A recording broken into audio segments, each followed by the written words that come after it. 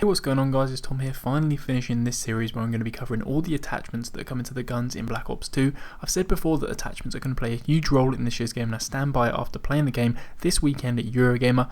Really looking forward to using lots of these attachments when the game comes out. I used all of them the other day, so I'm in a good position to give my views about them. I'm going to let you know final ones here, give my thoughts on them, let you know what they do. And if you guys missed the first two episodes of this, there should be some annotations on screen right now so you can go and check them out if you did miss them. And if you don't want to miss out on any of my future videos, make sure to subscribe if you haven't already. But yeah, we're going to be getting on with the final attachments I'm covering in this little series. So first one is the laser sight. You can see how it affects the gun there. Going to give you an increase in mobility and an increase in accuracy, and this is basically going to be the steady aim perk from previous games, how it's going to decrease that hip fire spread. So when you're spraying from the hip, when you're not aimed down sight, you're going to get a tighter bullet spread, meaning you're going to be more accurate with the gun and hopefully get a lot more kills. And I did find the effects of this laser sight were very similar to steady aim, so it's going to be an absolute must if you're going to be firing from the hip a lot, probably when you're running around with those SMGs.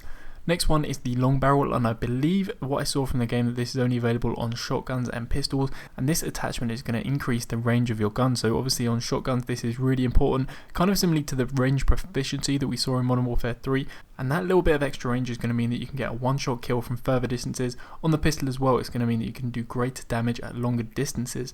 Now next two attachments we have here are only for the sniper rifles, and the iron sights I'm not sure, I've only actually seen it on the ballista. I'm not sure if it's available on any other of the sniper rifles, but this is a really kind of strange attachment, because you're actually taking off the scope of the sniper rifle here and just having the basic iron sights, and to actually take off like the main kind of advantage of the sniper rifle, the sniper scope, you actually have to use a point from your pick 10. So I think in terms of tactics this probably isn't a good idea. It's just more of a kind of cosmetic thing.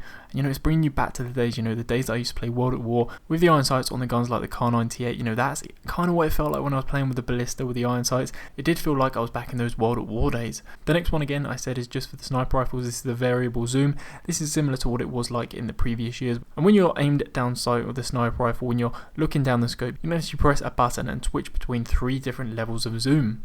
Next attachment we've got right here isn't a very popular one typically in games. It's called the dual band in this year's game, but previously it's been known as the thermal scope. They've actually changed it up, changed up the kind of colours that you're going to see in this year's game. You can actually see that the dual band is going to highlight enemies yellow in this year's game. Next attachment I think is going to be a really popular one. It's the adjustable stock, and this is essentially the stalker perk from Modern Warfare 3, meaning that when you're actually aimed down sights you can move a lot faster, which I think is going to be a really big favourite for those SMGs and also some assault rifles. Now finally, the last two attachments I'm going to be covering. The first one is quick draw. Again, this is very similar to the perk quick draw from Modern Warfare 3. It's going to mean that you can get your iron sights up faster. It's going to help you in gunfights. I think it's definitely going to be a popular attachment and one that I'm going to be running on quite a few of my classes. And finally, the millimeter scanner, and everyone was a little bit worried about this, but I can tell you guys I don't think it's going to be that much of a problem.